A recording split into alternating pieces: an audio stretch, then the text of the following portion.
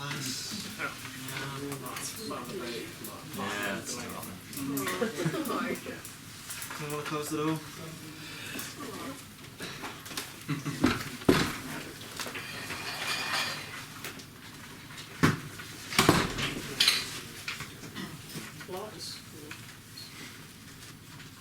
Yeah, you can.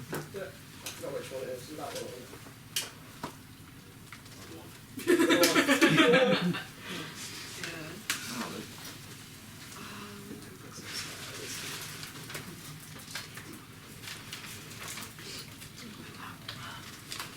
Okay, so Johnny tells me she will be here later. By later, she means 8:30. So she's told me to keep you hostage until then. I wasn't planning to do 2.5 hours of this, but we'll see how it goes. But she does want to talk to you about stuff. About everything, submissions and all that. I'm going to actually start off by talking about that actually. Right, next Friday, I have a deadline coming up for those of you who are actually taking the module. Yes? Book reviews? 18th. Yeah, next week. So, I don't think anyone wants to talk to you about the book review. No. Okay, so we will start with that. So on the course outline, it should say one book review, no longer than 1,200 words. Choose one of the texts from the key texts in the module, outline and present the argument of the book in those 1,200 words. So, if you look at the text on the list, there's some that we've already gone through, some which we haven't. You can choose any one of those. You can choose another one that's not on there, but you best clear it with Johnny first. Basically, what you want to do with your book review is to get to the heart of the argument. You've only got 1,200 words. So, and it's not, a book review means you're not talking about whether you like the book, whether it's a 4 or 5 stars, would read again. It's not an Amazon review. You're getting straight. Because Johnny will kick you out. Literally hilarious. Yeah, I'd read this one again. I wrote it for my daughter. She didn't understand. Worst Christmas present I've ever. No, that I ain't gonna watch, I'm afraid. So, when it says book review, you don't have to read a whole book. I mean, you don't have to read like how many pages is that? A lot. Like 500 to 600 pages.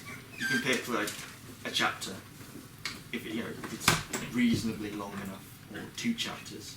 If you're doing, let's say, Freud's lectures, you can pick 2 or 3 lectures to review. So pick something which has a decent amount of substance, something which relates to you in some way, something which you get. What's on the list? 1,200 words of strict limit, because I know what that already.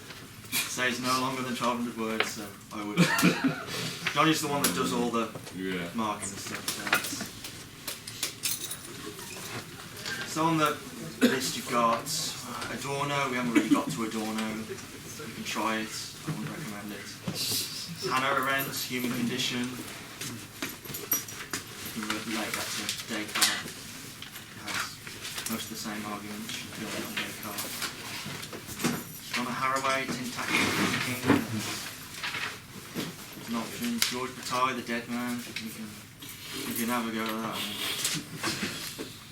I don't know what you'd review. Walter Benjamin. A couple of suggestions. Task of the Translator. Unpacking My Library and the Arcades Project. You can find those in the Illuminations collection of writings. The Arcades Project's like that. No, that's like a 1,000-page book. Don't get involved with that. Again, if you wanted that, you could just pick chapter, but yeah, it's a long one. Deleuze and Guattari, the rhizome and the thousand plateaus, that's something we deal with next semester, but it's fairly accessible, even if it's not related to what we're doing at the moment. René Descartes, Meditations, first and third, simple enough. Derrida, The Gift of Death, that deals with Kierkegaard and the gift. We've really covered that, but if you're interested in Kierkegaard sort of resonate with you, you could try that. That's chapter 5, I'm not sure. Foucault, What is Enlightenment? Self-explanatory. I did it in the first week, I think. Franz Fanon, The Wretched of the Earth. Yeah, I've never read it. Freud, Introductory Lectures on Psychoanalysis. Like I said, you pick 2 or 3 lectures, something which is long enough to write a review on. Try to figure out what he's trying to say in them. The Interpretation of Dreams, again, pick a chapter. Johnny Golding, if you're going to review Johnny's work, get it right, otherwise you're in trouble. Hegel, Phenomenology of Spirit. You just look at the contents, pick a section. Hopefully we can get through some of that today. Homer, King Nestor and Melusine, Ulysses or the Odyssey. That's what we deal with next term. Bell Hooks, Feminist Theory from Margin to Centre. Lucy Irigaray, Speculating of a Rough Woman, very difficult. Kant, What is Enlightenment? Done that.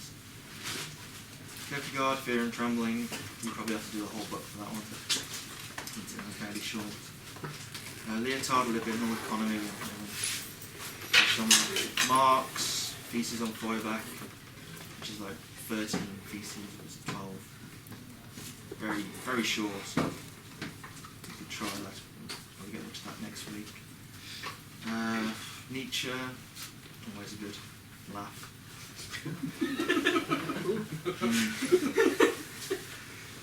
Really. Karl Popper of Clouds and Clocks, that deals with about scientific verification and falsification.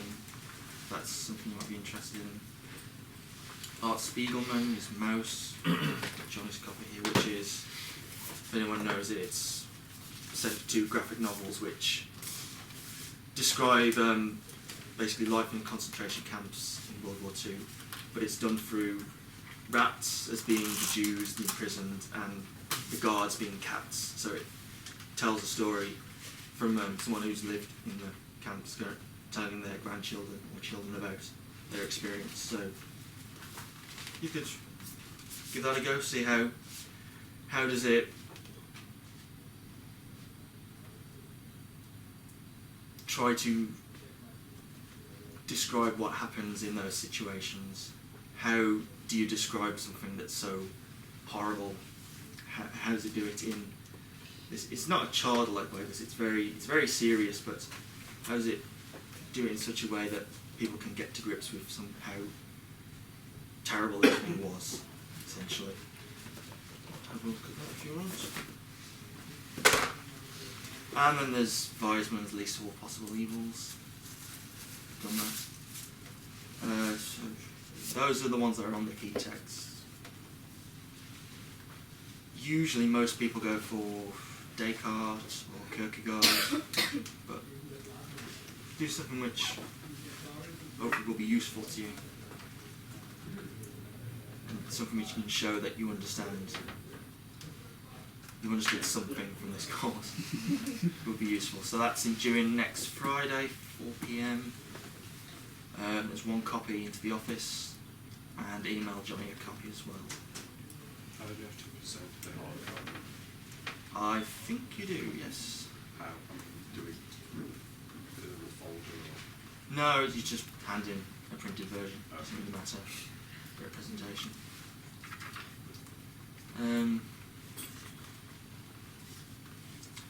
So in 1,200 words, you might be looking at pick about 3 quotes which you think might sum up the arguments and try and explain those. That'll get you more or less finished. Use Chicago referencing if you're going to quote. Try and stick to the argument in the book. Don't try and bring in any sort of external references or whatever. Just stick to the book. Can I ask a quick question? Yes. Because on the handout that John has given us, it says critical review and to critically assess the core arguments. So, will we not bring other people in that oppose the... 9, 12, no, stick to. Stick to... It's just so Johnny knows that somewhat you've understood something and you can make it clear to yourself. It's not markers, It, indicative, is yeah, it doesn't. It's not formally assessed. So Johnny will give you feedback on what you've written, so it should serve as sort of a marker to how you want to go forward with your essay. You'll have to see it in January. Johnny just says she would like a 8:30. She wants to go over it in a bit more detail. But that's the brief outline for us. Hopefully that gives you something to start off with. Has everyone got an idea of what they want to write about? Yeah, maybe. Too much of it already. I thought it was 1,500 words. Those words will fill up very quickly, so don't worry too much about it. Just take a big chunk and press delete. Yeah. Editing is a useful skill. Just random that. Close my eyes, select a bit. Yeah, delete. Let's see. Okay, so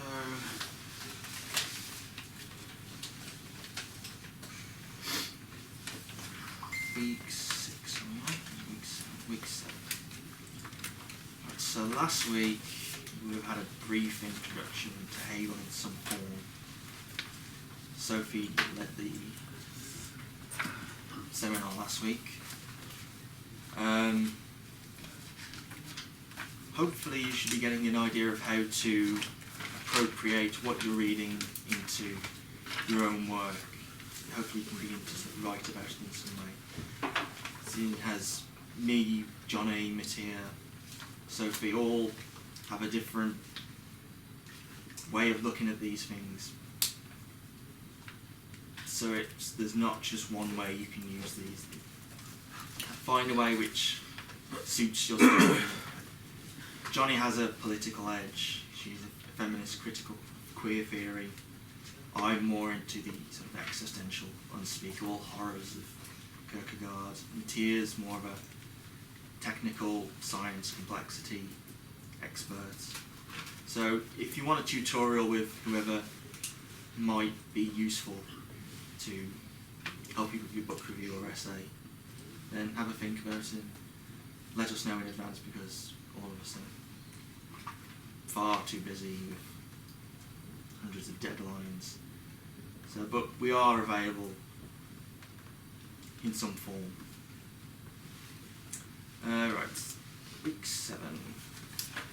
So, round 2 of dialectics. I think I'm just going to start. I don't know what Sophie did last week, so I'm just going to start right at the beginning and try and figure out what the argument is in Hegel, how he's making this argument, how you can, from the start I'll give you, carry on, see if it's something which would work for you.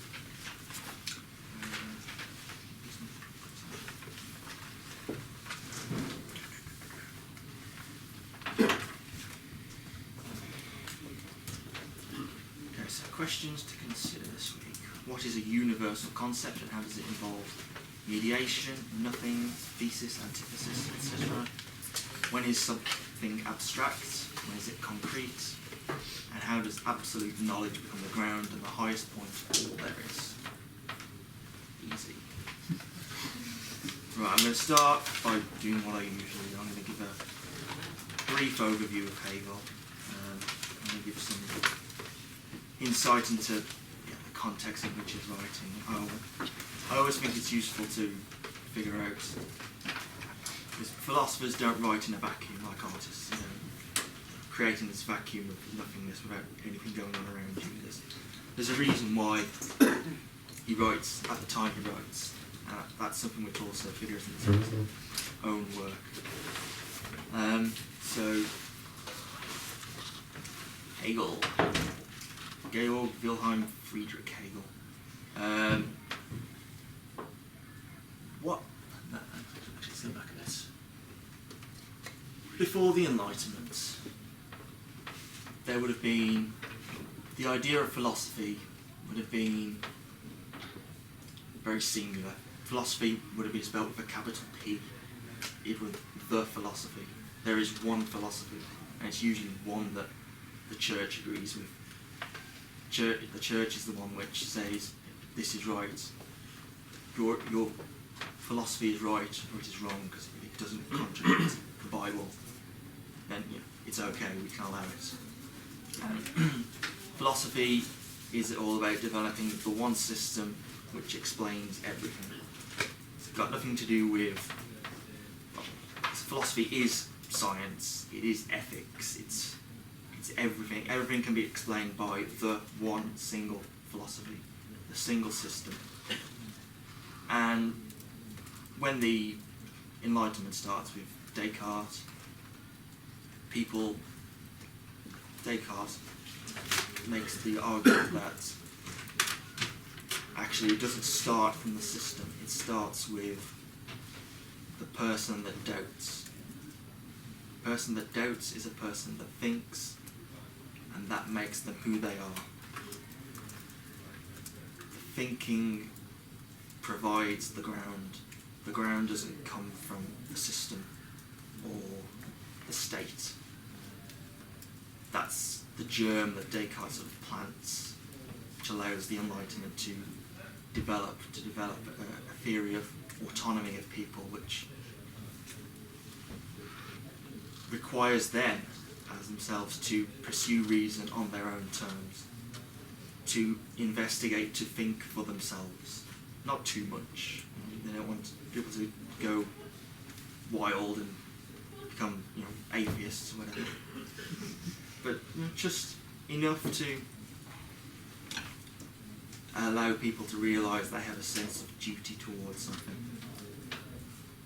They have a responsibility to know. It's up to them. So that starts essentially with Descartes.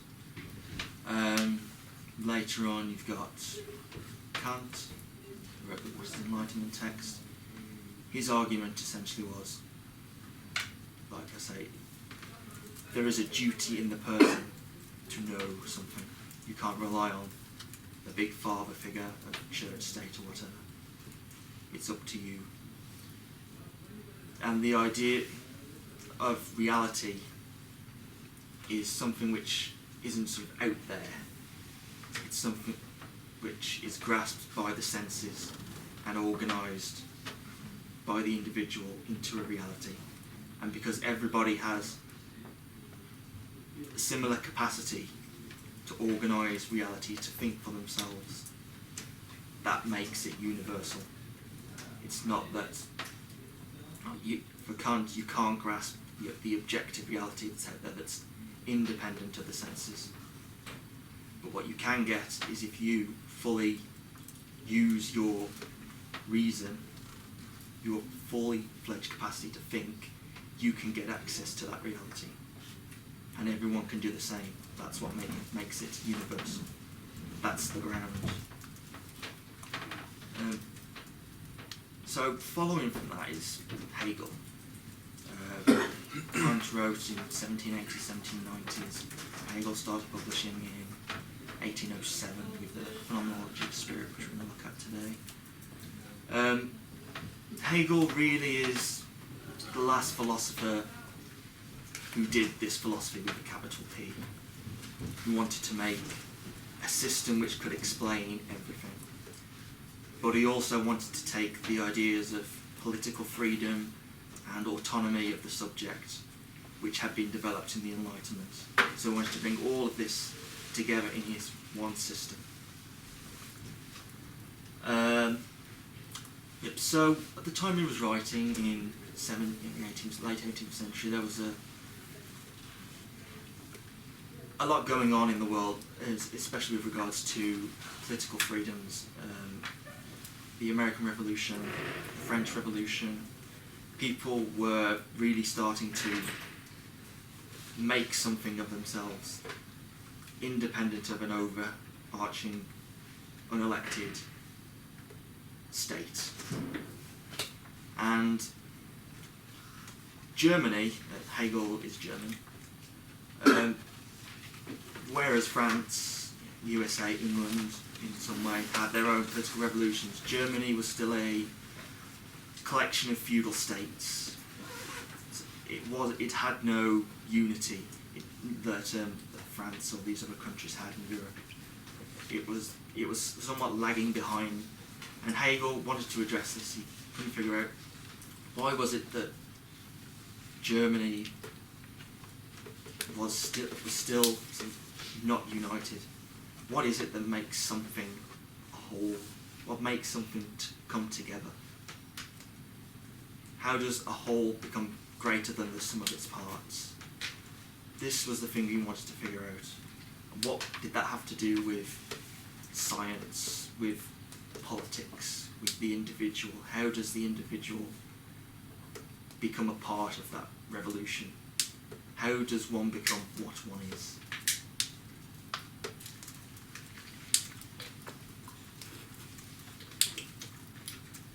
So it's in the same vein of philosophers like Kant, who also works in the same vein of German idealism, that idealism, the idea, notions, concepts that are generated by thought are actually the reality.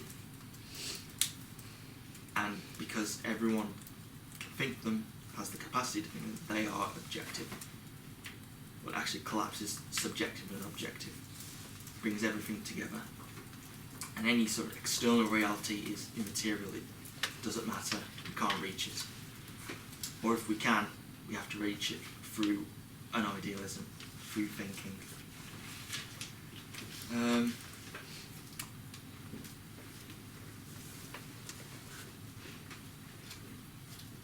Excuse me, what do you mean the external reality? So, an out there that we can't prove, something that we can't sense. So how do we know it's there? We don't. Well, for Kant, he says that we don't know it's there, but we have to. It's our duty as individuals to believe that it's there. Otherwise, we're just living on opinions that, oh, it might be out there, but we can't get to it, so it doesn't matter. It does matter, but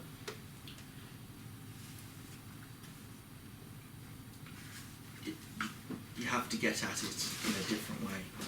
You have to utilise your fully fledged capacity to think and to reason. Is this just to do with Hegel and Kant? Not just them, but they're the two big. I mean, isn't there a lineage really back to Aristotle with a lot of this? Yeah. Anyway. Yeah, so Aristotle was like the underpinning figure for the church, Christianity. Thomas Aquinas in the medieval ages was the one that really used philosophy to combine Aristotle's philosophy with the Bible. This have made them work together. So no one could really contradict those. That was the philosophy. If you tried to disagree with it, you were a heretic. You don't contradict the Bible. You don't contradict Aristotle. The Bible can contradict Aristotle. So the Bible is always right. The Bible always gets the last word in this sort of thing. So, similar in the Islamic world as well. Aristotle was very influential Mm. as well. Yeah, in the golden age of Islamic philosophy. Yeah, definitely. But yeah, they're quite influential to do that. I always find reading Kant and Hegel to just see so many similarities with the work of Aristotle. Yeah, they definitely are. They're very heavily involved in philosophy itself, which is why it's difficult to get an entry point into. Like, if you're reading this book in a philosophy module, on a philosophy course, you'd spend like a whole term just dealing with like one book. So if we're doing this in 2 or 3 weeks, you have to find a way to navigate through it without going backwards and backwards and backwards and trying to do the entire history of philosophy. Yeah. So we try and get the key points across and how it sort of relates to. It's not do a virtual wrestle on it. No. So yeah, Hegel's system, the system he invented, tried to answer all these questions that the classical philosophy tried to, but he does it in a different way. He uses, instead of religion, he uses science, the scientific method, which is a new way to do this sort of philosophy. All philosophy always relied on Aristotle or Hegel or scriptures. So he wrote on ethics, politics, history, aesthetics. He wrote on his theory of art. Did rely on Aristotle quite a lot. For him, art had to be present immediately. You saw it, you grasped it in its immediacy. You didn't have to abstract it in any way. You didn't have to go through this whole process of thought, of realisation with it. And in doing that, in grasping it in its immediacy, it's beautiful and it's also true. So aesthetics being traditionally a theory of beauty or a science of beauty. He is building on Aristotle's notions of beauty, of truth. But that's another long 2 volumes of aesthetics. It's interesting, but we're not going to get into that. Sorry. No, that's alright. Yeah, just say he didn't miss art out like a lot of philosophers do. To his credit. So, like I say, Hegel's writing in.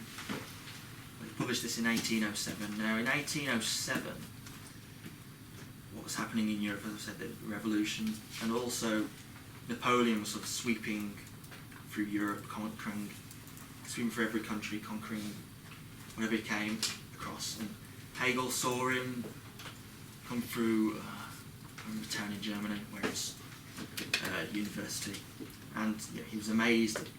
He called Napoleon the world spirit on horseback, this spirit which spread across Europe and was able to unify it. All these different countries, all these different people, he was the one he was the figure of this spirit which could unify.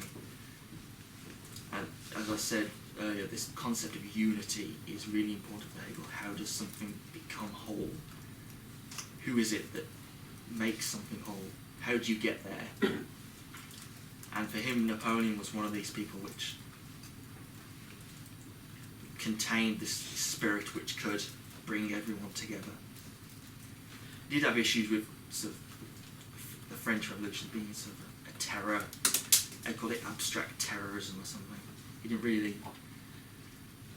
like the violence. I think he thought revolution should be only sort of a speculative thing, which Marx sort of lampoons him for pretty heavily, that revolution isn't just a thinking thing. You know, blood will be spilled, unfortunately. And Hegel doesn't really get into that.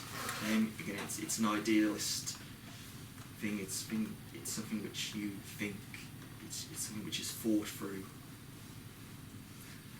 Conflict is very much a mental thing.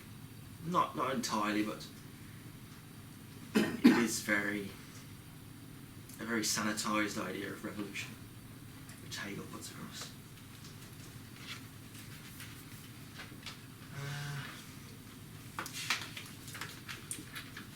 So the one thing that Hegel's system does different to everybody else's is that it includes this notion of history.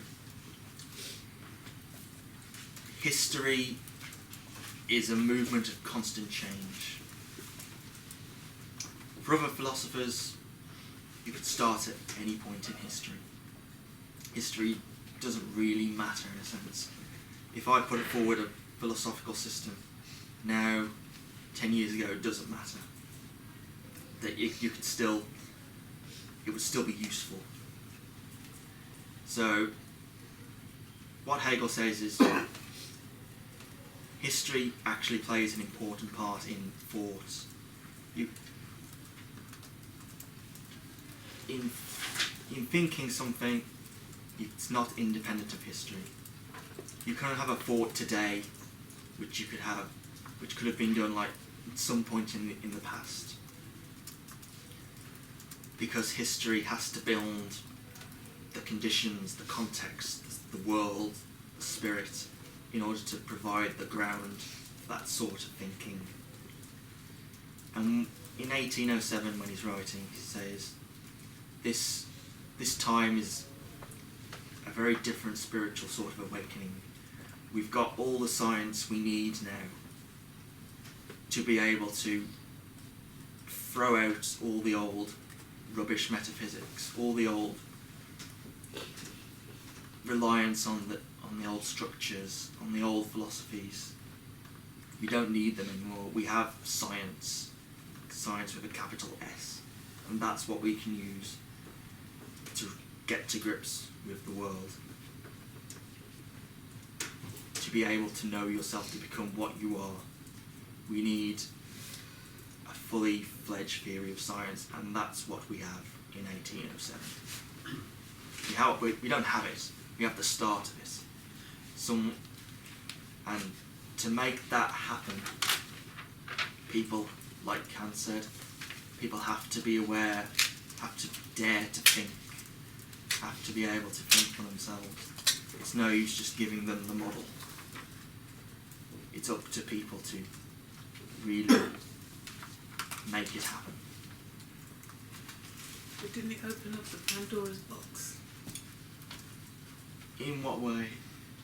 Well, we have wars and demagogues and... Yeah, there is an argument about how much does this Hegel's method of splitting things into, well, how he splits things which generates conflict on binaries. Like, there's the one, there's the other, and the other sort of has to go some way. The different has to be eradicated in some way in order to fulfill the destiny of what you're asserting, your position. Yeah, that is dangerous thinking, isn't it, really? Yeah. How much Hegel is to blame for that is, I guess, open to interpretation. He's trying to put a scientific notion forward, and his idea of conflict is very sort of sanitised.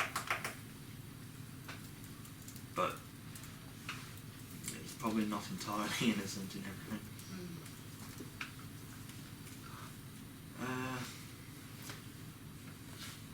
So the aim of the Phenomenology is to illustrate this history, how the shapes and forms of history come about, and how that relates to spirit in the title. It's the German Geist, which is sometimes translated as spirit, sometimes as mind, but usually spirit is the one you go for. Think of it like a spirit of the times, a zeitgeist. It's a spirit which is whole.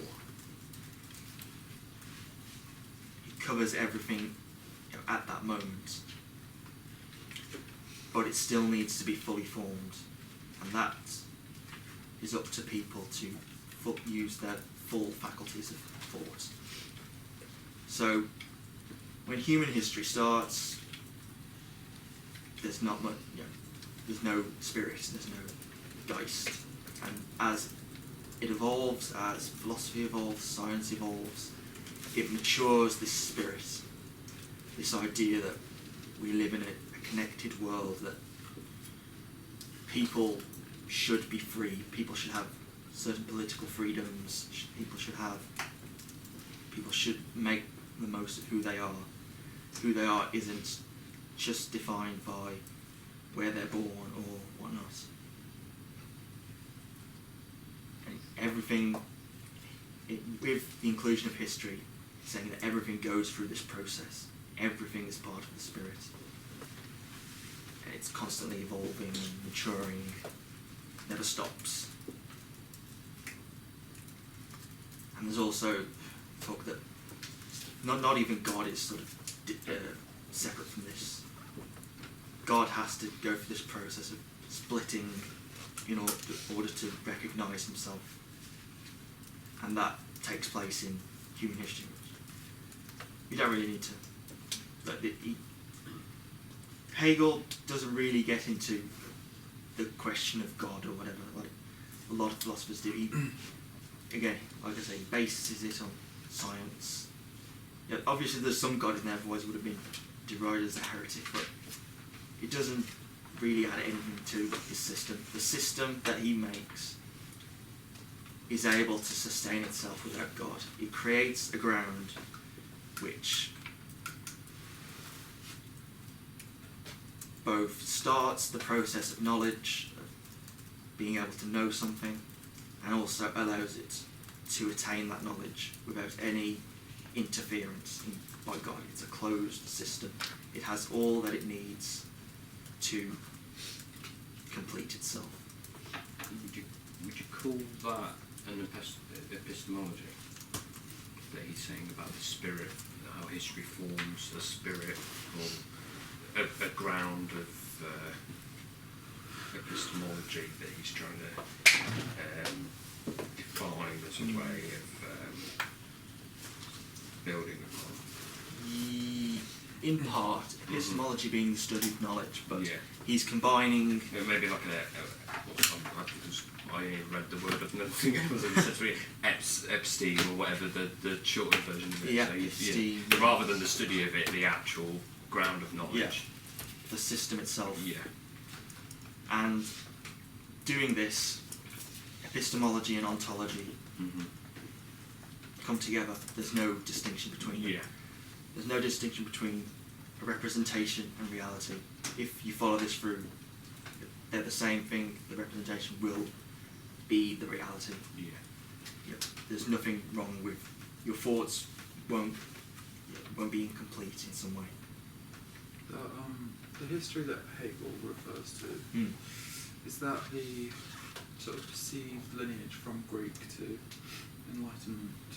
Yes, he's talking about Like human history. Eurocentric. No, that's not human history. It is for him, yeah. From Greece, yeah. From Greece to Sadly. Enlightenment. Okay. That was something which I couldn't sort of Yeah. get my head around. Yeah, these are all still in the Western. Yeah.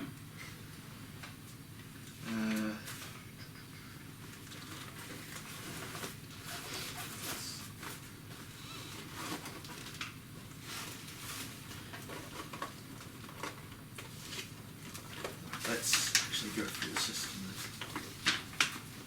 So, start of the system, you've got nothing. There is nothing at all. There's the no thing, no dash thing. There is nothing distinguishable. Hegel's nothing is a funny kind of nothing. It's not just nothing, sadly. It's a fermenting, moving, bubbling nothing. But it has no recognition of itself. It's just things in motion which have no conception of themselves. They have no idea of what it is. It doesn't know itself. It has no idea of what it is. It's just bubbling nothingness. That's the start for Hegel. There's no beginning of the world for Hegel. There has always been this nothingness. And so, to move from the nothing to get a something, you have to have a cut somewhere. A cut which breaks with the immediacy of nothing in order to make a something. So, really big piece of paper. So, you've got a something, you've got a nothing. In asserting a something, in some moment of thought, you make a something. And in doing that, you abstract from the nothing. You remove yourself from the immediate, the not mediated. So thought initially is a mediated position. At this point, it's completely abstract. It has no bearing on reality. It has no reality. It's abstract thought. But it has something to it. Hegel says that this something is a notion, an idea. And it uses notion with capital N. It's an idea that's based on reason. All this philosophy, from Western civilization, beginning in the Greeks to Hegel, is based on reason. Reason is the only way to get at reality for these, for 2,000 years. Reason, I can't remember who said the quote, but reason is the only passion which is baptized. It's the only one which you should really use. Don't use your other passions, they lead you astray, they lead you to sin or whatever, they lead you to false knowledge. And so, if you grasp a notion, you're grasping at this notion, you make this distinction between something and nothing. And with that, you've got everything that there is in something, and everything that there isn't in nothing. That's the whole picture. Everything falls into something or nothing. There's no in between. That's everything. You haven't got a fully formed idea of it yet, but that's everything. Now, Hegel, in order to carry on from this, to develop the notion that you've got, you have to go through the process of what he called negation. So, each point on the something corresponds to another point on the nothing. And these points are worked through. So every point goes through every other point, and they're either asserted or denied.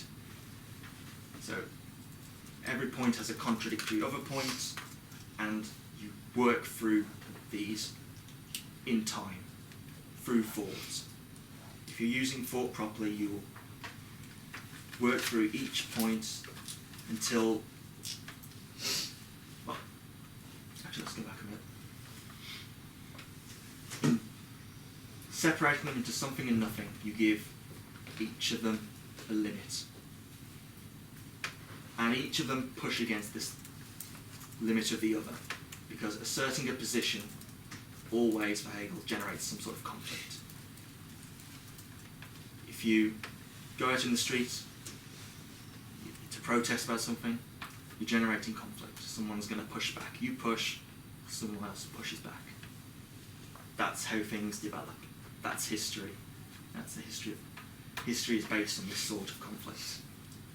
You don't just assert a position and everyone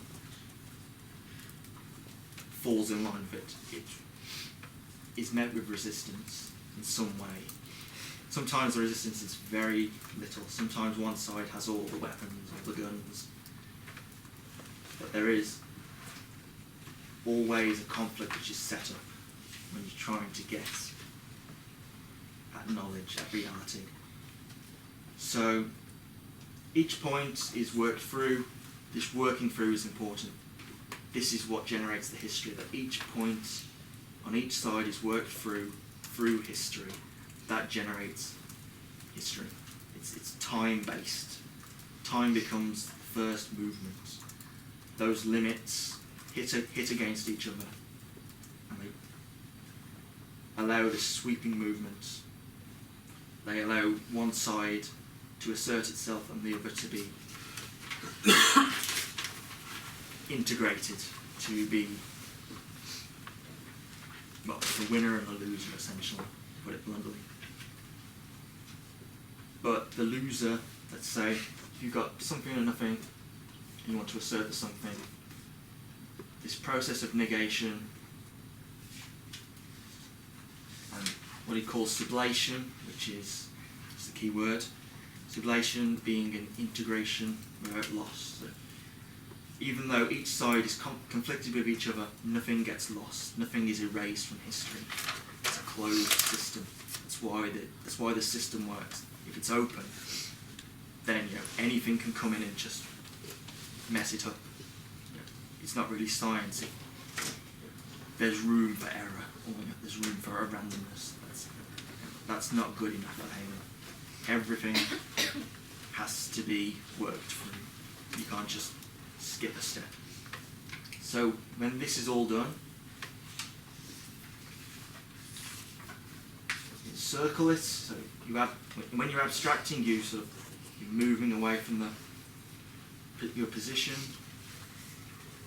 and you're going round in a circle. So in this negation, you're pushing back. One movement's pushing against the other, like two negative poles at a moment. They're always pushing against each other. And this movement always goes round in a circle. And it comes back, and that provides the ground. What have you got then? That is a mediated position. That is the thing. That's the big something. That's the fully formed version of the something. I'll write it bigger. So the fully formed version of the something has the notion of the something, which you started with, and then nothing, which is separated with this mediated position. What happened to the nothing?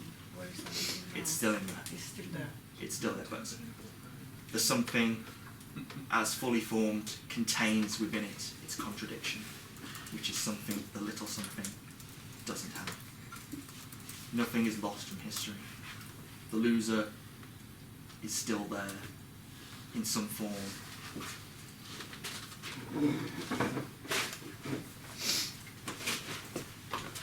So that's something. Hegel gives another name. He calls it intuition. That's so. With intuition, if you say you've got an intuition about something, that's what you've done. You've taken a no thing, you've made a thing, you've gone through this whole process of figuring out where things belong, where everything is worked through, process has been gone through, and you're left with a whole picture of a something. And that's stage one. So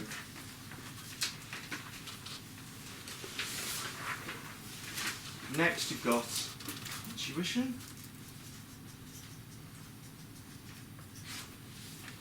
And if you want to develop intuition, on the other side you've got not intuition. Remember, intuition contains within it all this. So to do that, so you do the whole process again. You abstract, you work through all the contradictions, all the conflicts, and you come back, you return to where you started, but you've now got the fully formed version of intuition. So that's big intuition.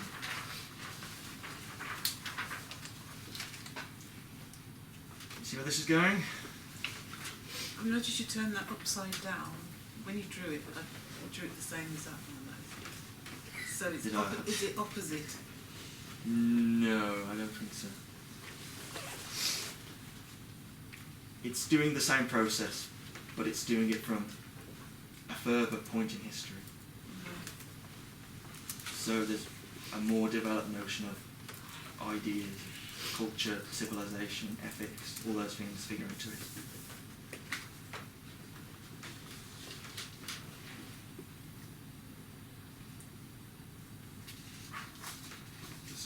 So- There's this assumption that you can deal with all the contradictions in one thing in one go, though. Is that what I'm picking up? That's what he says science is bringing to the table in the 19th century. It's giving people the power to be able to grasp the whole picture, which they couldn't have done before without the scientific method, without science as a means to getting the whole picture. So this big intuition calls sense certainty.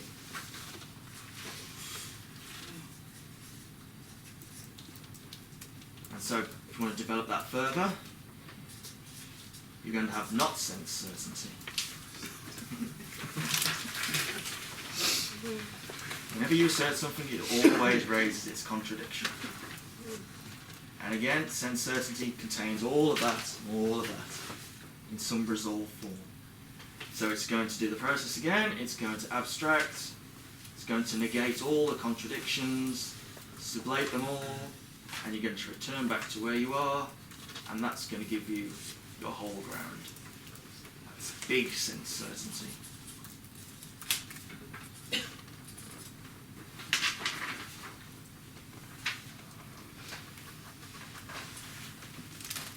Let's just say something specific about sense certainty. So it's just basically a process of having an idea, thinking about all the things, all the contradictions, and packaging it up and moving on to the next one. That's kind of how it feels. Yeah, but in moving on to the next one, you're not really leaving anything behind. You're always bringing everything forward. So, each time it becomes bigger and bigger. Expense. your knowledge is always expanding. It's getting a bit bigger idea of where it fits in history, in the world. And it also allows for greater freedom of the individual. The more people can exercise their ability to think like this, to be able to think for themselves, the bigger political freedom they have, the more they can do with themselves. So sense certainty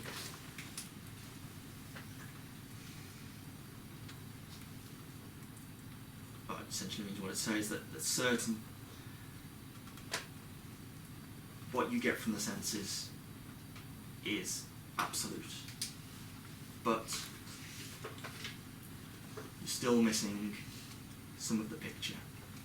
So when I talk about, if I say here, what is here? What is here? This here? But that can be a here as well. Or now. This is a now, but yeah.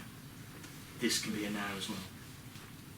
Words here and now don't mean anything because they lack history. They can be anywhere, they can be any when. So in order to get to understand what it means to be here and now, we have to include history. We have to go through the whole thing. Even things which seem so we can grasp in their immediacy always have to have something more. We always have to go through this whole process to fully realise it. To be fully self-conscious, to be fully aware of what's going on, we have to go through this whole process. That's the goal. The goal is to arrive at a full sense of self-consciousness, where we realise our place in the world. For Hegel, he says everything in the world has a place. that's a good thing. Nothing is lost, nothing is erased, everything belongs somewhere. Of course, the problem is, what if where you belong is a slave, or you're on the wrong side? That's when things get problematic. That's the critique that you've levelled at Hegel. That's Marx critique. That is. What if you are the proletariat? You, the bourgeoisie, the ruling class, aren't going to change. They're going to keep things the way they are because it's beneficial for them. So if you want to really talk about change, this isn't going to get you anywhere, because certain things which assert themselves don't want to go all the way because it would liberate the other as well. If one side goes all the way, you have to bring the other side as well. If the one side wants to be free, then the other side has to be free as well. And that's not always beneficial for both sides. Some people like to have all the power, but Hegel doesn't really get into that. So where do we get to? Sense certainty, did we get to? So big sense certainty, as I recall. Should I get this right?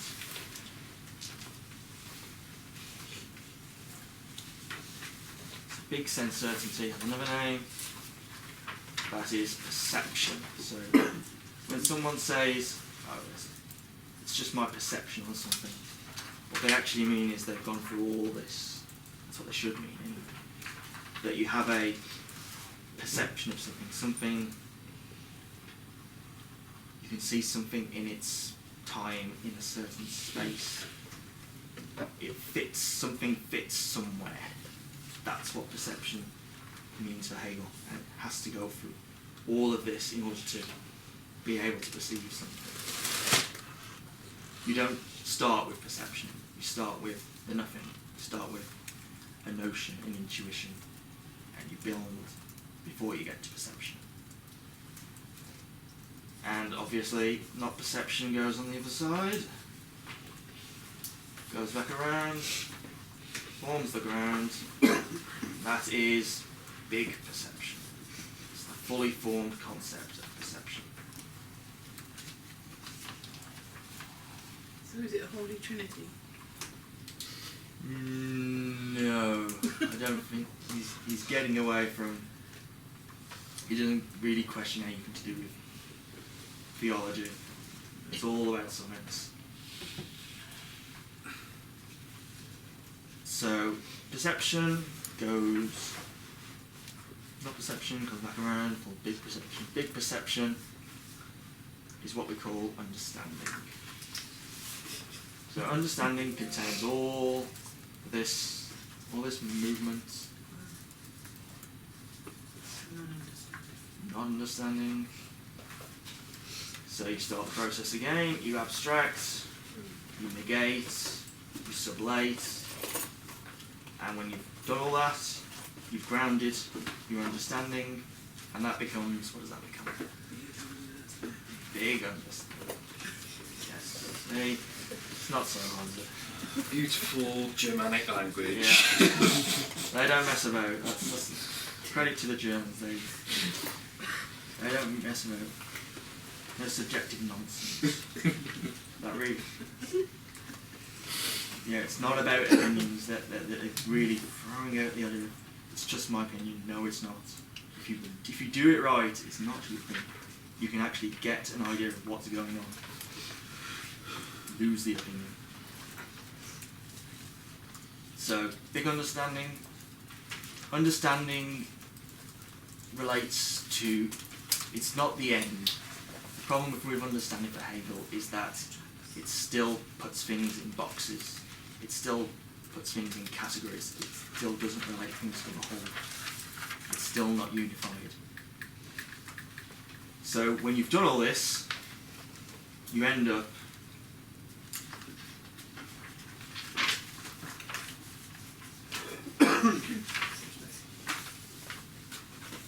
knowledge. That's it.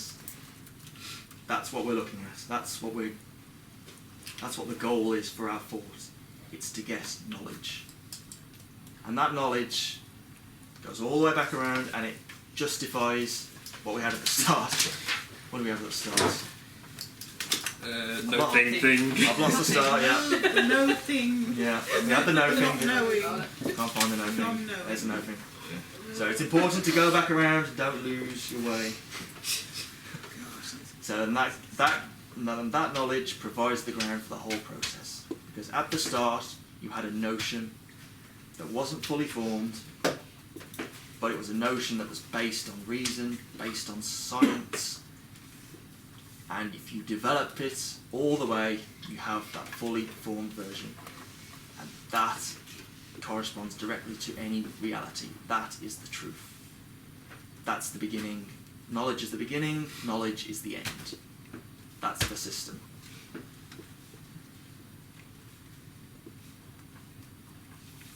Questions? It seems to be towards an organic form of knowledge production, Yeah. but nonetheless constrained within a system. Yeah. So it doesn't seem as though it works on its own terms. Yeah. That would be another critique of it. It is a closed system. It tries to justify itself with its own, with just reason. Mm-hmm. And like I said before, reason might not be the whole story. Certainly, as an artist, what's driving you might not be reason in itself. It might be, it probably is something else completely different. Maybe you're not looking to represent reality. Maybe you're actually trying to change reality. Maybe you're trying to make a point which goes against this idea of division, that things have to always generate conflict. There always has to be some sort of battle. That there's always this binary between thing and other, person and other, black, white, male, female, whatever. If you don't make the split, you can't get knowledge. That's what Hegel's saying. Can we have knowledge that doesn't rely on a binary? We can, but it requires knowledge that isn't based on this sort of reason. It requires a different, if you want to talk about science, it requires a different sort of science. A lot of philosophy is built around binaries. Mm. I think probably one of the earliest people not to go binary was probably Bataille. Put the third level of inquiry into the gaining of knowledge. Mm. What I find with this, though, this whole system, is that there's this end goal, this scientific end goal, and that end goal is complete knowledge. The world, the universe, everything. We will get to a certain point where we will know everything. There will be an end to history at some point. Yeah. And that becomes the end of history, because then there nothing new can happen if we gain the knowledge of everything. Yeah. Which is basically the end goal of this whole process that Hegel And everything we do. Yeah. Yeah, so he's making a pretty big statement. Yeah. How science will gain mastery over everything. Mm-hmm. The human will gain mastery over every force. Is that not just setting science up as God? It's taking away one absolute and giving another absolute knowledge. In a sense, but the knowledge is human-based. The human can sustain themselves without any divine intervention. They have all the things necessary. But yes, it does. It is still a closed system. Nothing is. You can't add anything or take away anything from it. But the individual is the driving force of this. Yeah. Whereas a deity or a god is doesn't come from the individual. It is put upon the individual and is external from the individual. Yeah. All this is an internal thought process. The abstraction, thinking, which this doesn't float off, thinking about rainbows and unicorns or whatever. It has a notion which must have something to do with reality. It's fueled by history, what's gone before, what might come, and that strengthens the thought process throughout history as it goes. It fuels itself. It's a perpetual movement. Doesn't need God to sort of kickstart it in any sort of way. You said earlier that they got rid of the metaphysical. And, it sounded a bit like a dirty word. Metaphysical. I wonder if I should. No, I'll leave that for a bit. He's saying that, well, in the book he realises that people, well, he says people rely on metaphysics, on the divine to explain things for them. But you don't need the metaphysics to explain things. We've got everything we need right here. We've got the real. We can get at the real. We don't need perfect forms. We don't need divine intervention. We don't need God to give us the knowledge. We can make it ourselves. Well, that's his use of the word spirit, isn't it? Using that word. Yeah, and But as ghost. And as mind. Mind is spirit. The Geist is the German. Mind is spirit. But if this process of negation is necessary, that's not making knowledge, it's discovering knowledge. That presumably already exists. It does already. So it's not moving very far away from God. I mean, in a negating system, everything always will exist because it's a closed system. Yeah. So every potentiality is going to be attainable, and that knowledge is already going to be there. It just needs to be grasped. So when you start with the notion,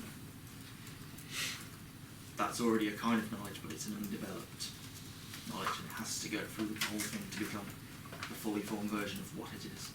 So yeah, Kierkegaard's critique. That's at odds with autonomy. But he says that in this working through of negation is where people find political freedom. This is how revolutions happen. Which Resistance. people conflict is naturally generated. People naturally resist. People have to choose which side to be on because you can't be neutral. You're either with the thing or you're with the no thing. But yeah, you're always sort of coming back to where you started with this coming back around. But when you start with the abstract thought becomes concrete. That's the end form. So when he says knowledge, something is concrete, that's the fully formed version of what you started with. So in a sense, you're returning to where you started, but you're returning with a fully formed version of it. So in a sense, you don't get very far. You do come back to where you are, but then you have that knowledge to then build upon and use that to, or what I would say a very big project in that period of time was the archive and the building of the archive and the expansion of knowledge and ideas, and then that being those groundings of knowledge then are able to be built upon to further advance the methods that Hegel talks about to get closer to, like what I was saying before, the ultimate goal of it all is absolute knowledge of the universal. Yeah, and everyone has to have access to this knowledge. It's not just a few people at the top. In order for this to fully work, everyone has to think So the idea of the archive, that the idea of knowledge being accessible to everybody is important if you're going to make this thing work. Is that why you wrote it in such an easy to understand? You can be a revolutionary. Maybe. You need to get into French post-structures, then you'll be glad to read Hegel. Divine blood.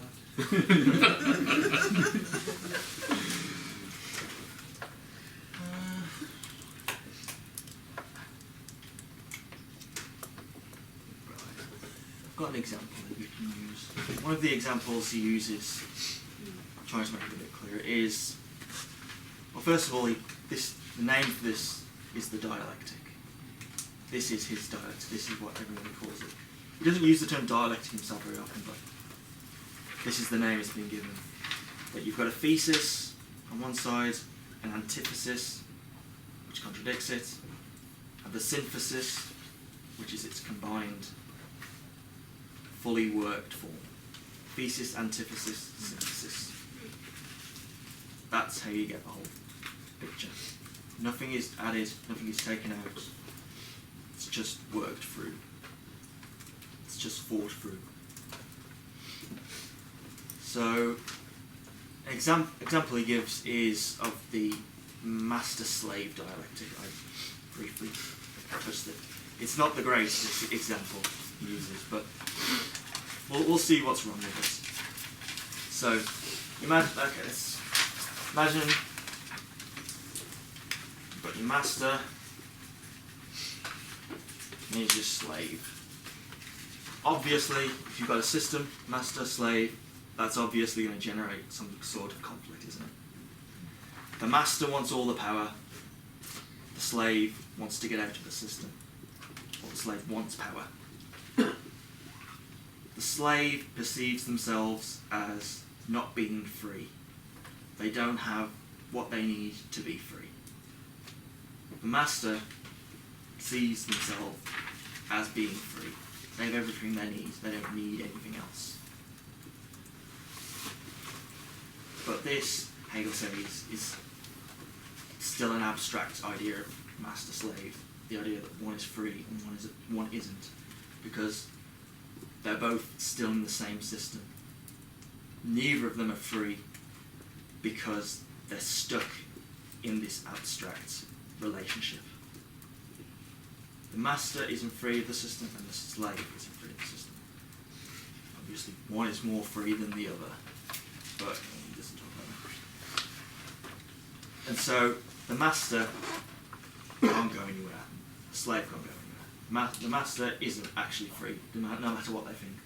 They're stuck. They can't do this whole abstract coming back around. They can't be fully self-conscious. They can't be fully aware of their place. They can't be fully free because they're stuck in this binary. The binary only goes away when you do all this thing and you've got the ground and you've got the big, whichever side has asserted itself.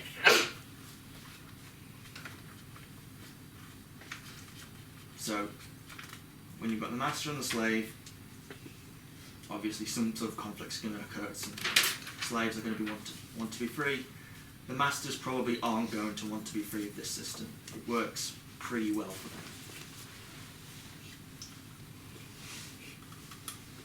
So what's the answer? What is the answer? Well, Where's the third bit? Well, for Hegel, the master has to realise that he has to set their slave free. Otherwise, they can never be free themselves. And for the slaves?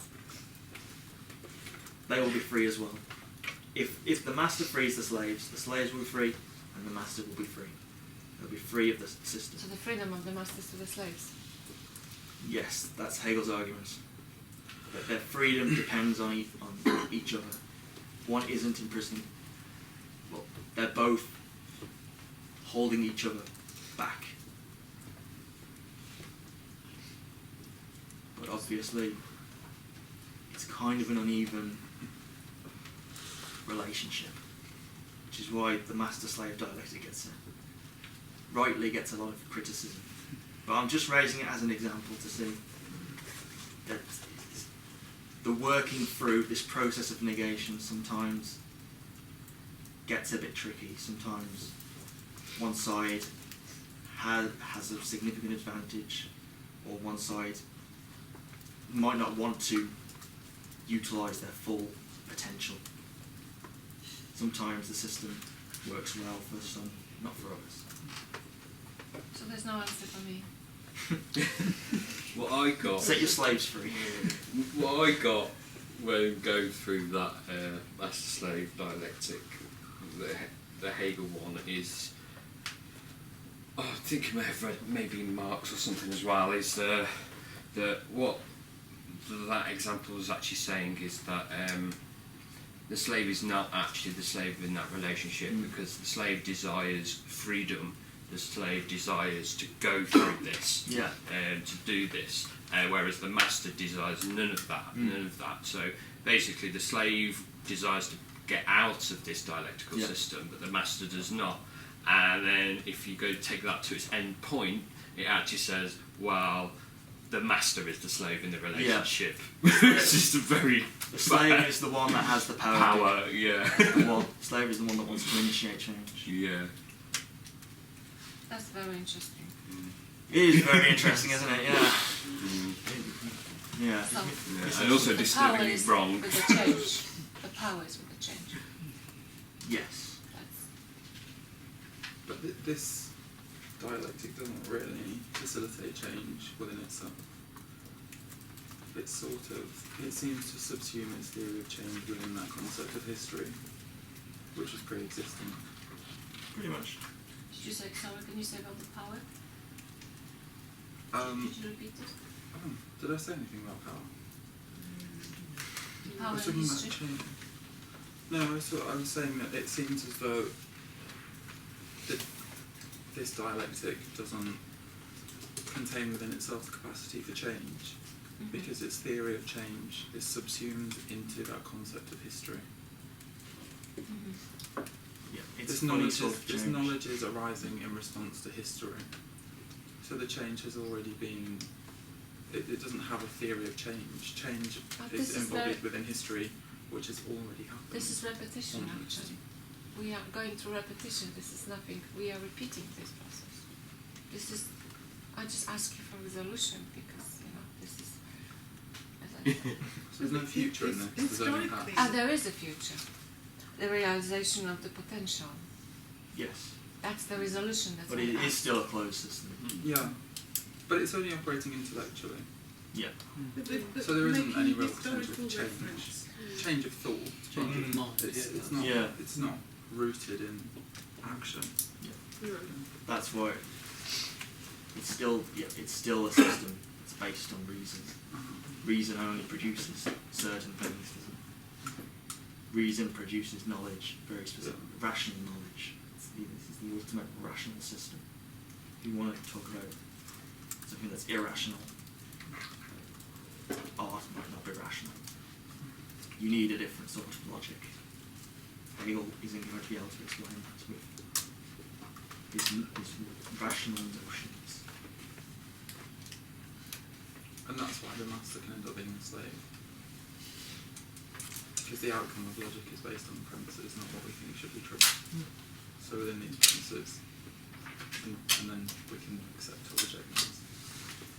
So we see Jonathan, fits, you depending mentioned on whether we're a history master or a and putting slave. it in the context of history.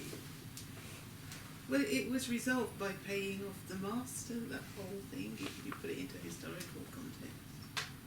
And then the slave was free, and then the master was free to continue doing what he wanted to do.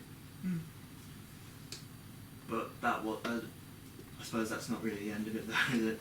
There's still a sort of an inequality there. The slave might not be a slave per se, but the master still has an upper hand in some way. Well, if we think about distribution of wealth today, that is a very good example. So Hegel would probably say we still haven't got there yet. There's still conflicts there's still massive, there's still reasons people are fighting for political freedoms, for any sort of, for basic rights. And is reason really going to solve this in the end? Does it have the, if we're all fully rational, is it going to get rid of all these contradictions? Is it going to complete the system? This is where Marx comes along and makes it a whole lot easier and deals with issues like that a hell of a lot better. In terms of actual revolution? Yeah. But not just that, but just critiquing Hegel, particularly these kind of ideas of notions of power in unequal structures. But yeah. I'm not the biggest fan of Hegel. No, never mind. I've never spoken to anyone, and then they've gone, who's your favourite philosopher? And they've gone, Hegel. They're few and far between. Yeah. So why is he so important in philosophy? Because he is the one that offered this complete system that was as them the synthesis. And it didn't need God's intervention. It just needed science and the human will to implement that science. It could solve anything. Could solve anything. And it was a complete system. It left nothing out. It was the end. This is how things come together. This is how they unify. There's nothing left out. There's nothing more to say. I still don't have my answer. No, there's not much answers in this. He was quite an arrogant man. Yeah. In what sense? Just, here's my universal theory of everything. You just read that and get on with it. It's okay. Yes. I thought all philosophers were like that, actually. Oh, I love them all. He did challenge. He did challenge quite a lot of Kant's work in his work. I mean, Kant has a lot of inconsistencies in his work. Well, the main problem Hegel solves from Kant, because Kant always had the objective out there, the reality. That was objective, and if we tried to use reason to get at that reality, to grasp it, it would corrupt reason. Reason can only go so far because there's an objective reality out there that we can't reach with the senses. And Hegel's simple solution is to say, get rid of the objective. Doesn't mean anything. All that matters is that we are able to have a notion, an idea, and if we follow that through all the way to its conclusion, we will have a fully formed idea of reality. We don't need to think about the objective doesn't even enter into it until you've got the whole picture. The idea between subjective and objective doesn't matter. So he's challenging Descartes there as well, isn't he? He's taking it, Descartes, to the absolute extreme and destroying him in that one. Descartes' doubt is a negation, but it only goes so far back. Hegel pushes it to the absolute extreme. His absolute knowledge is objective, though, isn't it? Yeah. It looks circular. It is But it's quite a objective. linear It collapses any distinction between objective and It's non-objective. quite a linear progression towards something that Yes. is pre-existent. It is a Because he's not telos. talking about divergent forms of knowledge. No. So in that sense, it's linear. Yeah. It So is you're a kind of telos. getting closer to something that's already there to be grasped. It's just a very complicated linearity because this working through sometimes might not be so straightforward. But obviously when you get the fully formed version of something, then that gives you another ground to develop it again. And it grows because each time we've got twice as big. Yeah. That's what history allows him to bring to it. That history gets bigger and bigger, there are more ideas, there are more diverse competing theories, and they all have their place, they all add something, even if they turn out to be wrong, they all play a part in allowing this movement, this conflict to unfold, to develop. Everything has its place. What's the end game? What if everybody does this? Then we arrive at the end of history. Yeah. I mean, Completed. it's not a great salesman, is it? Completed history. No. Everyone will do this and we won't actually get anywhere. Well, we will. you get back to where you were. Yeah, get back to where you were before you started. Yeah, exactly. We're looking for another philosopher. Well,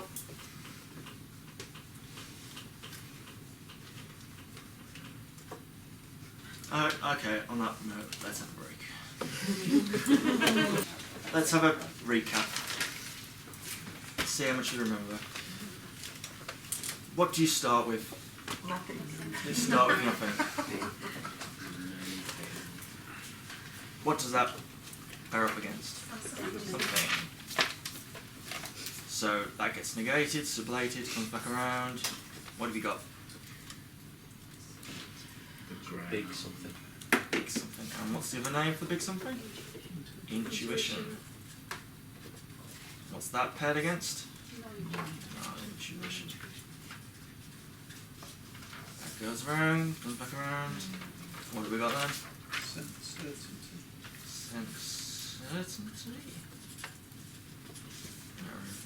What's sense certainty? Nonsense certainty. Whoop. And what's that paired up against? Perception. Perception.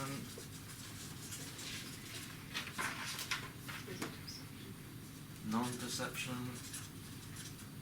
I've given up on that part. So after that, understanding. Knowledge. Non-understanding. Never said. And then you've got knowledge. That's the knowledge. No, nothing. Nothing. Absolutely nothing. Actual nothing. Or the dark side knowledge. Depending on who you read. Right, let's. I am trying to. Let's try and make this last till 8:30, so Johnny doesn't disappointed and not here. All gone. Yeah. Johnny wants to talk to you about your book reviews and how to actually do them, so it might be worth staying. Right, let's look at the contents page on in Hegel's Phenomenology, if you have it.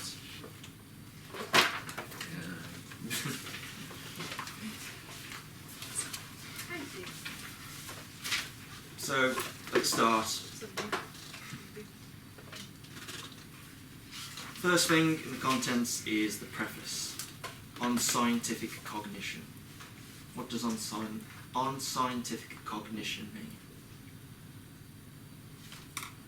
Scientific cognition.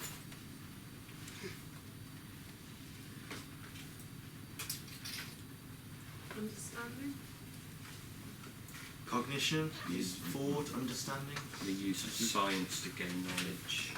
It's thinking scientifically. How do we think scientifically? In this age which Hegel is writing, why is it important that we think like this? We've got to get rid of any kind of thought which tries to mystify existence, which tries to ground itself in some kind of divine system which requires the intervention of God. All that there is a scientific thought. That is what has to be worked through. So that's the preface. and then you've got the introduction. That's it. This book consists of a preface, which is 45 pages, and an introduction, which is about 500 pages. Where's the rest? The rest, he spends the rest of his...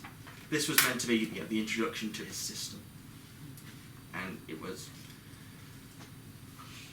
He developed it in his other books, like The Science of Logic, mainly his 1827 book, The Encyclopedia of the Sciences, which is the main body of his work. Yeah, it's a bit easier to read, The Encyclopedia of the Sciences, because this is more so intended for people with a background in philosophy, because when he's talking about history, he's talking about the history of philosophy, the history of civilization, and you have to have some sort of knowledge to really get to grips with how those conflicts emerged, how they were resolved. In his encyclopedia, it's more meant for students at university level, so it's a lot easier, I think. But this is what we've got. So the introduction is split: consciousness, self-consciousness, reason, and eventually spirit. And and you can see all the different bits: sense certainty, perception, understanding, certainty, individuality, spirit, culture, reason. It's all there, it's all contained in the system. So I think we'll just start with the preface. We'll start right at the beginning. We'll just see how far we get. See if we can get an idea of why Hegel's writing this book when he is, and how he's developing his method. Hopefully that'll give you some sort of footing to go on with it. If you wanted to do this book for your book review, you could probably just do, say, the preface, which is 45 pages, or the section on consciousness, which is 20 pages. So you just need to pick one section, talk about how he's making, how it fits in with his system, how the system's being developed, why it's important. Right, so somebody needs to read. It isn't me. What a change.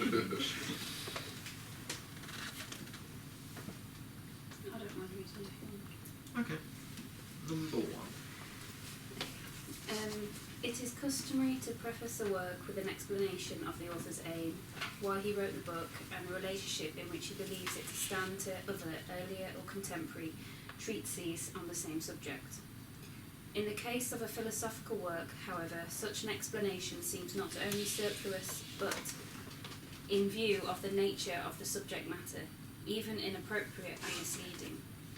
For whatever might appropriately be said about philosophy in a preface, say a historical statement of the main drift and point of view, the general content and results, a string of random assertions and assurances about truth, none of this can be accepted as the way in which to expound philosophical truth. Also, since philosophy moves essentially in the element of universality, which includes within itself the particular, it might seem that here, more than in any other of the sciences, the subject matter itself, and even in its complete nature, we're expressed in the aim and the final results, the execution being, by contrast, really the unessential factor. On the other hand, in the ordinary view of anatomy, for instance, say the knowledge of the parts of the body regarded as inanimate, we are quite sure that we do not as yet possess the subject matter itself, the content of this science, but must in addition exert ourselves to know the particulars. Further, in the case of such an aggregate of information, which has no right to bear the name of science, an opening talk about the aim and other such generalities is usually conducted in the same historical and uncomprehending way in which the content itself, these nerves, muscles, etc., is spoken of. In the case of philosophy, on the other hand, this would give rise to the incongruity that, along with the employment of such a method, is its inability to grasp the truth would also be demonstrated. Keep going. No, let's More? Yeah. let's reflect on that a bit. What's he trying to say there? What's his beef with philosophy here? That you can't just sum it up. And essentially that you can't start by saying what you're going to do and then do it. It has to be worked through before you can say anything like that. It's the Foucault method. For me to give an example would mean that all of the examples would lead from this example. So I will give you no example. I'll just go around it. Apart from this rubbish thing with the body and the nerves. which Yeah. I don't know what he's doing. Yeah, but the thing he's actually doing is he's actually challenging preconceived notions of philosophy, particularly Kant and Descartes. And he's also saying that this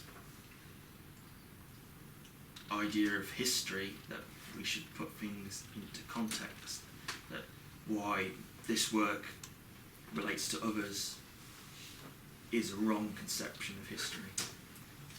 Because you're just taking bits and pieces and saying it's right about this, it's wrong about this. It's not taking into account actual history. It's just picking and choosing. And in that sense, he also criticises this bad science as well. This thing which does not deserve the name science as just an aggregate of information. So piles of data isn't science if it's not organised, if it's not worked through, if it doesn't go through this process. It's just information. It doesn't relate to anything. It doesn't function as a whole. And it's certainly not a scientific method. It's just data. You've got to do something with it. And he's going to show you how to do something with it by doing something with it. So the example he gives is actually his own method in a complicated way. Number two.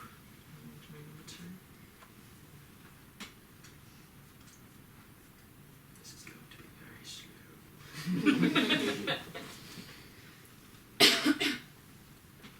I don't have the book. So do it. I'm happy to do. Slide backwards. Okay, where are we then? At the bottom Number of the two. So furthermore, yeah. Yeah. Furthermore, the very attempt to define how a philosophical work is supposed to be connected with other efforts to deal with the same subject matter drags in an extraneous concern, and what is really important for the cognition of the truth is obscured. The more conventional opinion gets fixated on the antithesis of truth and falsity.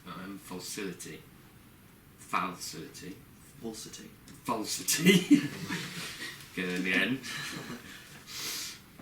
The more it tends to expect a given philosophical system to be either accepted or contradicted, and hence it finds only acceptance or rejection.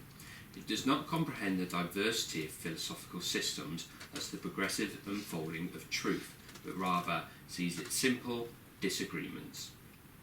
The bud disappears in the bursting forth of the blossom, and one might say that the former is refuted by the latter. Similarly, with the fruit, when the fruit appears, the blossom is shown up in its turn as a false manifestation of the plant, and the fruit now emerges as the truth of it instead. Those forms are not just distinguished from one another, they also supplant one another as mutually incompatible. Yet at the same time, their fluid nature makes them moments of an organic unity in which they not only do not conflict, but in which each is necessary as the other, and this mutual necessity alone constitutes the life of the whole.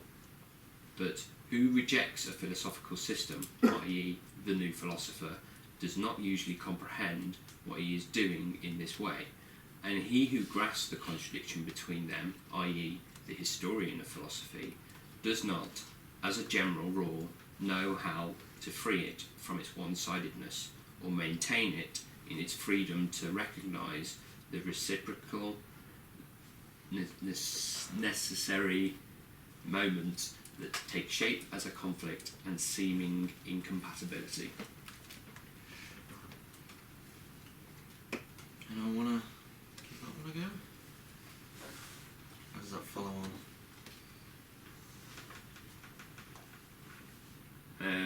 From my understanding of it, he's starting to discuss the issues in philosophy regarding either acceptance or rejection, and what he's saying there is all philosophical ideas and forms are part of a whole that brings a branch or a breakthrough or an idea, or I mean, more contemporary speaking, they would be like an epistemological rupture in ideas, regardless of if they're rejected or not. So he was saying so he rejects a philosophical system like the new philosopher does not comprehend what he's doing in this way. And he grasps the contradiction between them, so the historian of philosophy does not, as a general rule, know how to free it from its one-sidedness. So the historian of philosophy sees this separation of accepted philosophical truths and rejected philosophical truths, but has no way of understanding how to merge them or how to link them into there's a big branch of rejected philosophical truths, but from that there may come a philosophical concept or idea that is pretty much built upon these ideas that have been rejected into a whole. Are we going back to that? Like, part of it is the non-philosophical, and this is the new philosophy. He's using philosophy itself as his own example. So when he's talking about the historian of philosophy, he's saying the historian has the wrong idea of history. They put history into this thesis antithesis of right and wrong. They don't go through the process of unifying them through history.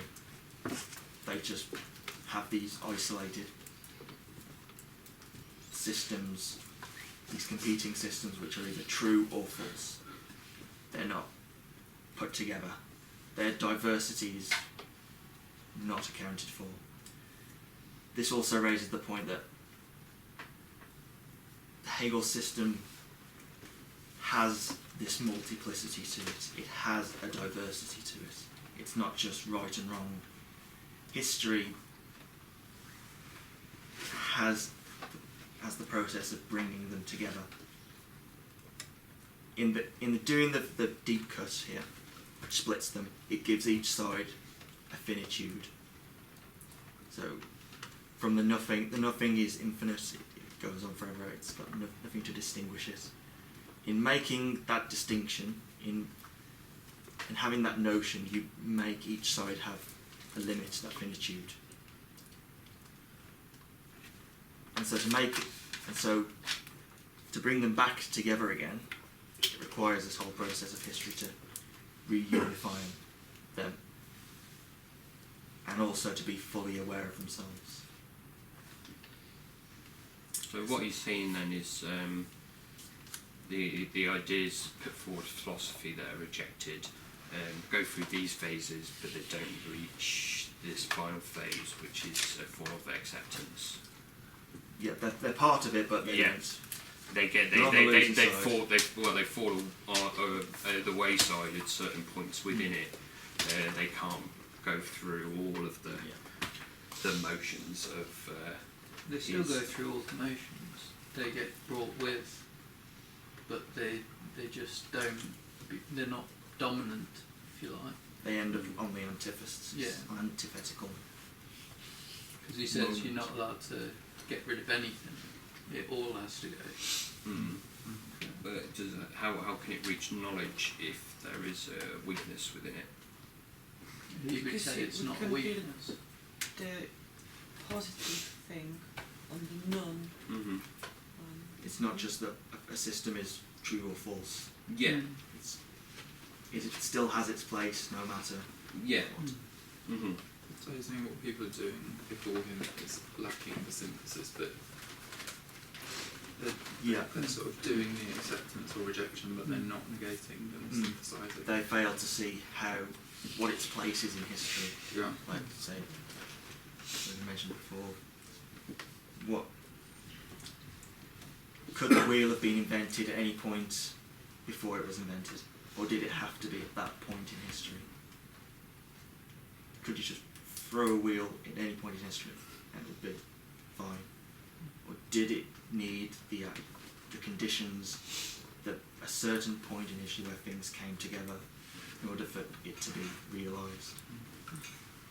I remember that's kind of what I was saying about that epistemological rupture sort of thing. Of I can't remember who wrote about it now, but let's say things like Einstein or people like that, like the conditions of science were there at that point. That if Einstein didn't come up with that theory, someone else would come up with that theory because the conditions were there for it to be possible. Yeah, exactly. At that point in history, someone has to somewhere raise the force. Does this have a way of dealing with separate, independent instances of knowledge or inventions or whatever arising? Because there are a couple of things Yes, that have arisen independently in different civilizations. at the same time. Yeah, all kind of close to each other. Yeah, you know, like It's a complication. yeah, to us, but maybe. yeah, I suppose that the problem with that would be that he's only talking about a Western civilization. So, yeah, maybe, but maybe not. Yeah, he's not very. He's only talking about a very specific kind of civilization. I mean, the fact that calculus was invented 1780s at the same time by two different people in Germany and London could speak to that.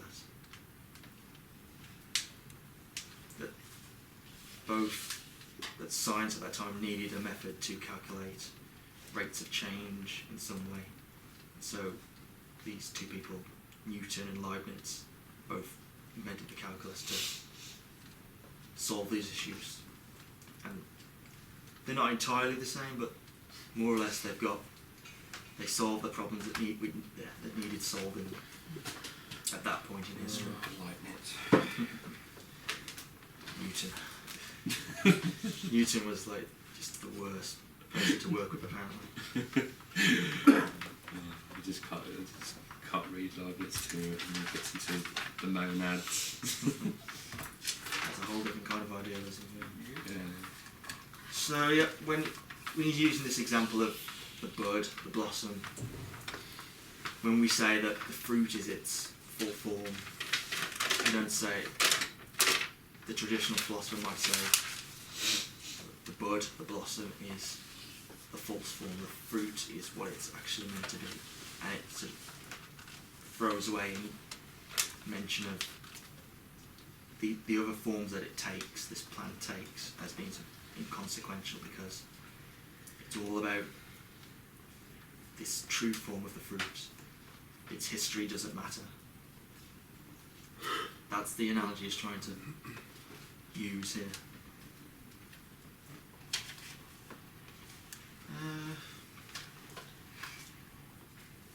And yeah, there's always this multiplicity going on. It's a funny kind of linearity because there are multiple things going on at once. These contradictions are all working themselves out at the same time.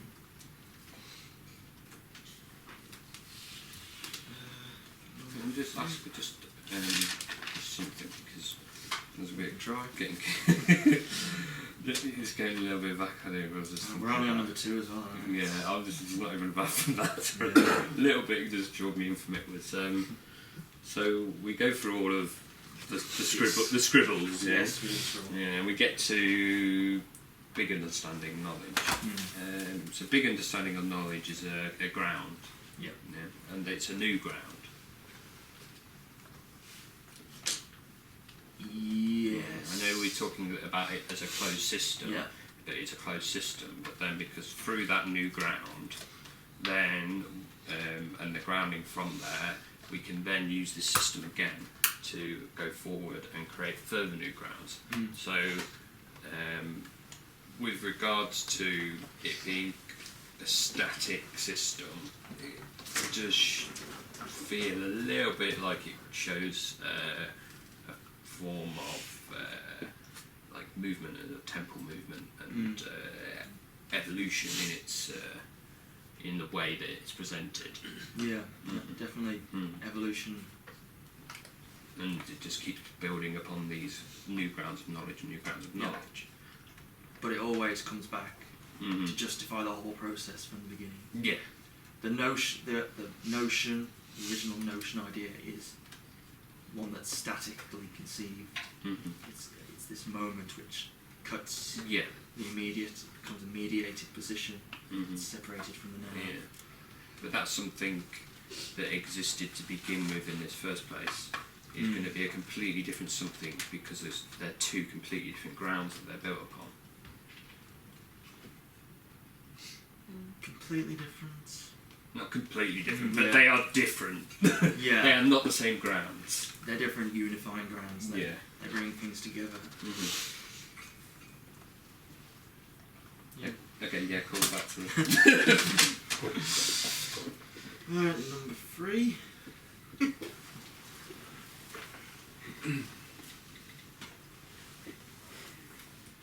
I'll read this one.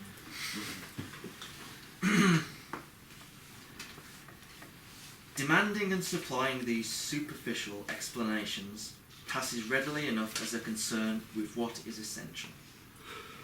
Where could the inner meaning of a philosophical work find fuller expression than in its aims and results? And how could these be more exactly known than by distinguishing them from everything else the age brings forth in this sphere?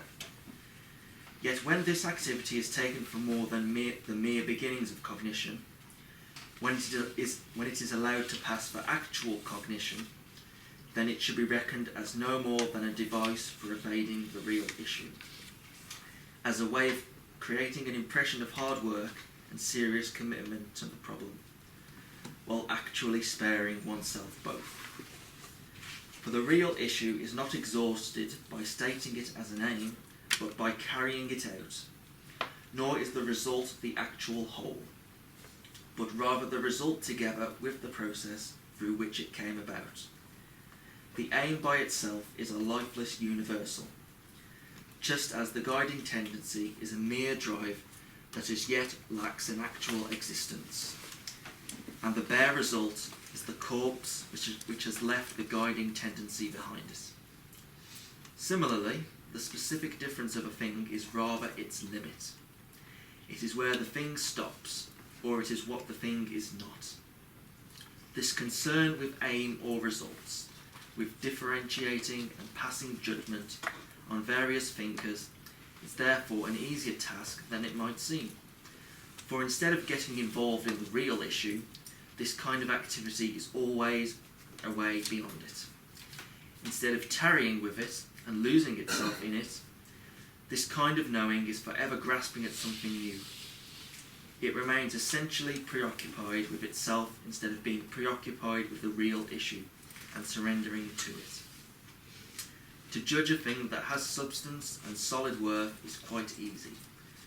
To comprehend it is much harder. And to blend judgment and comprehension in a definitive description is the hardest thing of all.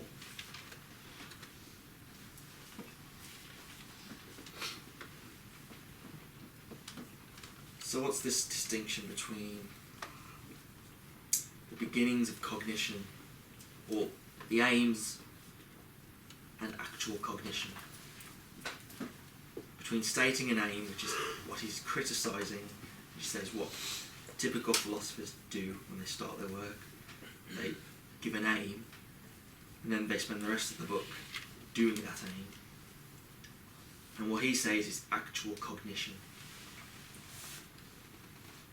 The aim justifies the means in a teleological way. It removes something of the process, doesn't it? It doesn't, it evades us carrying it out. If you just state your aim at the start, you give yourself a very specific position through which everything is filtered, and you remove things which aren't, which you might think are irrelevant. And what he says is actual cognition, actual thought does do the work. It's involved in the universal. It's involved in history. It considers history. The aim, it calls it the lifeless universal. It's the universal where actually nothing lives. It's an empty nothingness or everythingness. It only applies to itself, and itself is inherently empty because it's not dealing with history. He seems to be drawing a distinction between philosophy and literature as well. He's Literature tends to be the conclusion of somebody's thought process, whereas what he seems to be trying to stress is that philosophy isn't in the conclusion, it's a process of thinking which you have to do yourself. philosophy. And even though this philosophy is manifest as a piece of literature, don't mistake the two. Yeah, philosophy. Philosophy's job isn't just to explain things, how they happen, why things happen, but philosophy is part of the way things happen. Philosophy can produce change. It's not just describing change. In terms of, I suppose the literature would be involved in some way, but not quite sure. Does he not challenge there the notions of things, something specifically scientific, which is like the burden of proof? And if anyone is going to come up with a concept, an idea, and to preface a philosophical work with that, then rather than go through the methodology like he is describing, if you preface your philosophical work with the method, then you have to come back and deal with the burden of proof, which is a very much scientific kind of way of thinking about it. And a lot of philosophical works don't do that. And I think he may have had in that part of it a little bit of a jab at Kant with regards to like the limits of the world and being able to grasp it. Kant's use of thought is very much the case. You have a duty to use your thought, but your thought only. And then very much at the end was the comprehension and judgment of understanding an object is something that Kant can't really get into at all. Kant's thought has an inherent limit. Really can go so far. That's what I put, like the limits of the Kant has this thing where there is a limit to your world. But with Hegel, there is no. Technically, there is no limit because it can deal with anything. And it must deal with everything. It's a lot of hard work being Hegel, I'm sure. Being a dialectician. He's also saying there that you're not going to get it on a plane. He's telling the reader that you're not going to get it easy. This is going to be something that you have to tarry with. And that tarrying is actually going to produce it. And justify it. It's going to come back around and But within that, he's setting himself up as the only person who really knows what's going on. Yes, And anybody who is that drunk on their own importance is somebody that we should be suspicious of. Man, have you read Nietzsche? Oh, it's something in the ocean. Yeah, I think you need the. But Nietzsche's way of At least he's funny with it. yeah, Nietzsche tries to break with dialectics by going completely off the rails with knowledge, going so far immersed in the nothingness, in the darkness, and the grit, blood, and sweat that you actually do break. You don't come back around. You sort of shoot off somewhere. You blaze your own trail. That's Nietzsche in a nutshell. But yeah, it's not easy to get out of dialectics, as Johnny was saying. There's a reason he's proclaiming a universal. It's that because it gets everything. It's supposed to get everything, and you're not supposed to get out of it. That's why it works. It's his argument. Number 4. That was interesting as well. I'll read number 4 since it's only short. Culture and its laborious emergence from the immediacy of substantial life must always begin by getting acquainted with general principles and points of view, so as at first to work up to a general conception, Gedanke, of the real issue, as well as learning to support and refute the general conception with reasons, then to apprehend the rich and concrete abundance of life by differential classification, and finally to give accurate instruction and pass serious judgment upon it. From its very beginning, culture must leave room for the earnestness of life in concrete richness. This leads the way to an experience of the real issue. And even when the real issue has been penetrated to its depths by serious speculative effort, this kind of knowing and judging will still retain its appropriate place in ordinary conversation. So what's culture got to do with this? Culture, he's talking about culture as a sort of the everydayness. We don't always speak in dialectics in everyday life, do we? We go insane. So how does what he's talking about here, this idea of thought, self-consciousness, of unifying, how does that enter into culture, into our everyday life?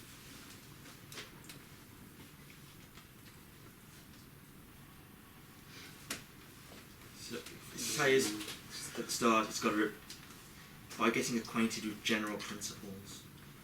So it's got to be something that's general, relatable, that people can get to, that can grasp in some way. And then to support and refute the general conception of reasons, that brings in the individual as the bearer of reason to take these general concepts and develop them.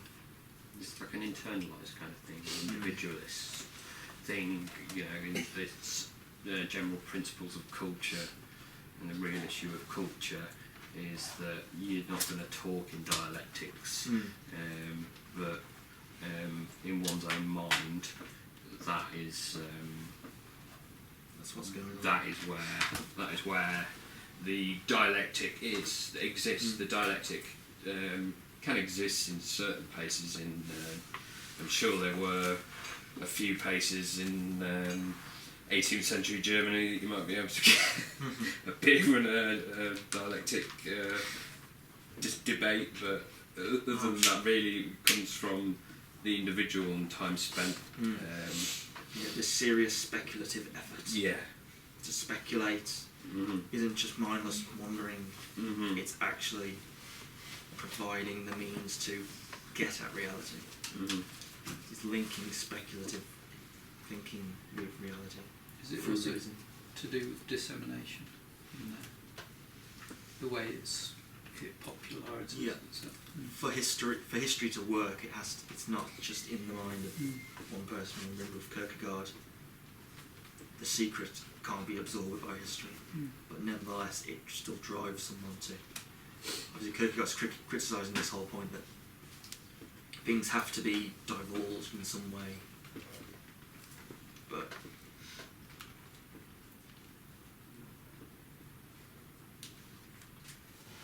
yeah, he said at the end that the knowing and judging still has its place in ordinary conversation, still belongs somewhere, even though it's a mental working out, it still has issue, it still has impact in reality.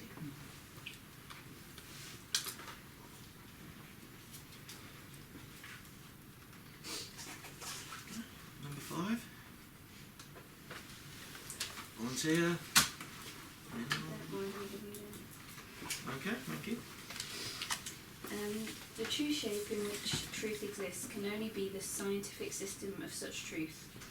To help bring philosophy closer to the form of science, to the goal where it can lay aside the title love of knowing and be actual knowing, that is what I have set myself to do. The inner necessity that knowing should be science lies in its nature, and only the systematic exposition of philosophy itself provides it. But the external necessity, so far as it is grasped in a general way, setting aside the accidental matters of personal motivation, is the same as the inner, or in other words, it lies in the shape in which time sets forth the sequential existence of its moments. To show that now is the time for philosophy to be raised to the status of a science would therefore be the only true justification of any effort that has this aim, for to do so would demonstrate the necessity of the aim, would indeed at the same time be the accomplishing of it. Okay, so again, what we've said, that his only aim is to do philosophy, and in that doing of philosophy justifies the philosophy. It gives science the status it needs to be able to produce knowledge. That's his only aim. To move science away from this love of knowing and the actual knowing. Actual knowing is in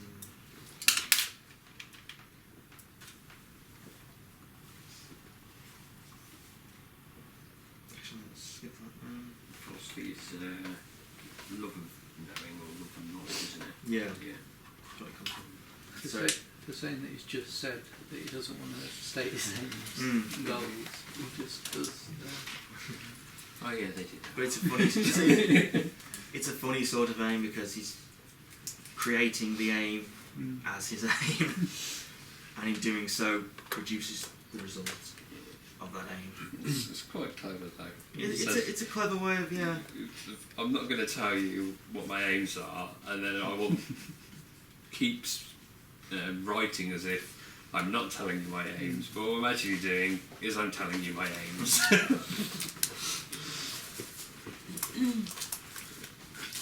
So in this, let's just briefly mention this, inner necessity and external necessity is this issue of the particular and the universal, so the internal being the particular and the external being the universal, the general. What he's saying is, if we do science properly, there will be no conflict between inner and external, because they're both talking about the same thing. That's what we're looking for. Just looking for the knowledge. Yeah, that's what knowledge we'll be able to do. Knowledge will Bound. unify them, so we don't need to worry about representation and reality, or subjective and objective. Oh, he's right. Okay, that's the answer. I go happy now. If only we could stop that.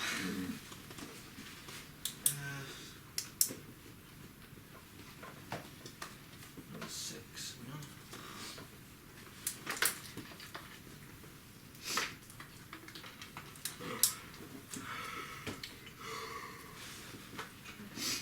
I'll read this one.